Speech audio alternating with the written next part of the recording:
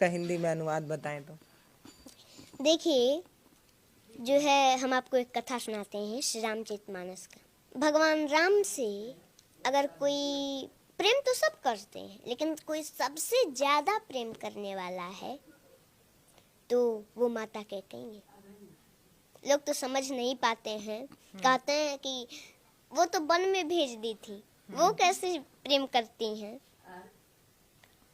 तो वही सबसे ज्यादा प्रेम करती है। वो वन में भेजी थी तो भगवान राम को दिए हुए वचन को पूरा करने के लिए वो वन में भेजी थी। वही सबसे ज्यादा प्रेम करने वाली। सभी लोग, सभी माताएं अपने बच्चे को दूध भात खिलाती हैं बड़े प्रेम से। वैसे ही एक बार माता कैकेयी भी भगवान राम को अपने गोद में बैठा करके और दूध भात खिला रही थी। भगवान राम एक गिलास खाए, 2 गिलास खाए, 3 गिलास खाए, चौथे में हाथ पकड़ लिए। बोले, माँ, आपने कभी हमसे ये नहीं पूछा कि राम तुमको कुछ चाहिए? तो माता कैकेयी बोली कि अरे पुत्र, अरे राम, तुमको कुछ चाहिए तो जल्दी बोलो, क्या चाहिए? तुमको कुछ चाहिए, जल्दी बोलो। तुम्हें मांगने में देरी हो सकती है, मुझे देने में देरी नहीं हो सकती। भगवान राम बोले, माँ, पहले मेरी कसम खाओ कि जो मैं मांगूंगा वो दोगी। माता कैकेयी बोली, हाँ राम, मैं तेरा कसम खाती हूँ, जो तुम मांगोगे वो हम देंगे तुमको। मांगो, क्या चाहिए? भगवान राम बोले, माँ, लेकिन जो मैं मांगने जा रहा हूँ अगर वो आप दे दोगी तो संसार में कोई भी आपका नाम, अपने बच्ची का नाम नहीं रखेगा। तो कैकेयी माता बोली, मुझे मंजूर है राम, बताओ ना क्या चाहिए। मेरा नाम, अपनी बेटी का नाम कोई न रखे, ये मुझे मंजूर है। मेरा राम प्रसन्न रहे, इससे बढ़कर मेरे लिए और क्या हो सकता है। भगवान राम बोले, माँ, लेकिन जो मैं मांगने जा रहा हूँ अगर आप दे देंगी तो संसार में आपका अपजस होगा। माता कैकेयी बोली, मुझे जस मिले, मेरा राम प्रसन्न न रहे तो वो जस मुझे नहीं चाहिए, मुझे अपजस मंजूर है। भगवान राम के आंखों में आंसू आ गए।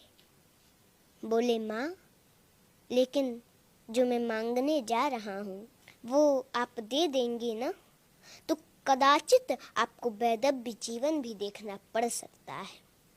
माता कैकेयी जब ये सुनी मौन हो गई। आप ही बताइए, कोई भी भारतीय स्त्री हो तो उसको ये बात तो खटकती है। मौन हो गई माता कैकेयी।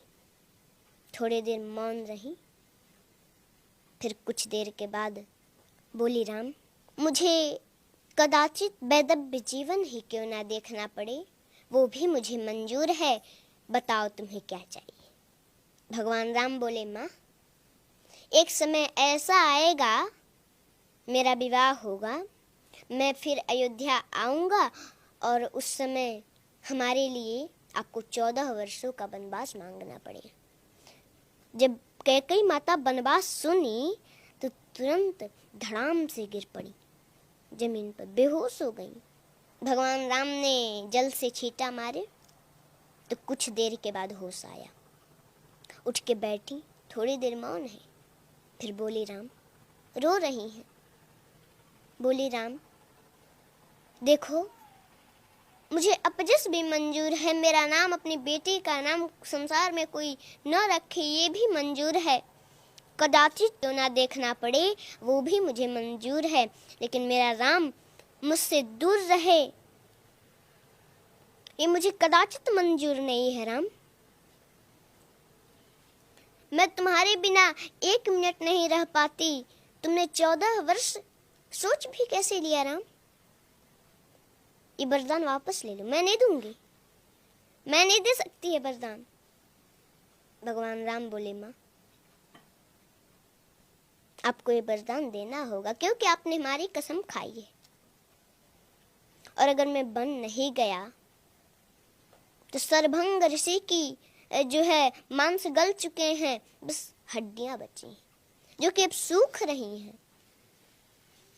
माता सेवरी, उनको हमारा दर्शन कैसे होगा माँ? उनको बन जाना पड़ेगा। उस दिन से माता कैकेयी भगवान राम से थोड़ा हट हट के रहने का प्रयास करने लगी कि वो समय आए और मेरे दिल के टुकड़े टुकड़े न हो जाएं और मैं राम को दिया हुआ वचन पूरा न कर सकूं, उसको दिया हुआ वरदान पूरा न कर सकूं तो क्या होगा। थोड़ा हट हट के रहने का प्रयास करने लगी और वो समय आया, वरदान मांगी। पहले तो भगवान राम को सूचना मिला था कि उनका राज्याभिषेक होने वाला है, लेकिन प्रसन्नता मयान गताभिषेकतस्तथा न ममले बनवास दुःखत मुखाम्बुजश्री रघुनंदनस्य मे सदास्तु सा मंजुल मंगल प्रदा। जब भगवान राम को ये सूचना मिली कि उनका राज्याभिषेक होने वाला है तो उनके मुख पर प्रसन्नता नहीं थी, लेकिन पुनः उसके अगले दिन उनको सूचना मिल गई कि 14 वर्षों का वनवास मिल गया, तो उनके मुख पर थोड़ा सा उदासी भी नहीं थी। उस समय तो प्रसन्न हो रहे हैं कि अरे पिताजी ने हमको अयोध्या का राज नहीं, पिता दिन्नी मोहि कानन राजू, पिताजी ने मुझे अयोध्या का राज नहीं, मुझे तो जंगल का राजा बना दिया। वो तो प्रसन्न हो रहे हैं और उस समय उपदेश देते हैं कि कोई भी परिस्थिति हो उसमें प्रसन्न रहना चाहिए, हंसते रहना चाहिए। कोई प्रसन्नता की बात सुन ली, ज्यादा उसमें प्रसन्न भी नहीं होना चाहिए, और कोई दुख का बात सुन लिया तो उसमें ज्यादा दुखी भी नहीं होना चाहिए। हर परिस्थिति में एक जैसा रहना चाहिए। जी देखिए, पुत्र और माता के बीच का जो प्रेम है वो इन्होंने कितने प्यार से समझाया है।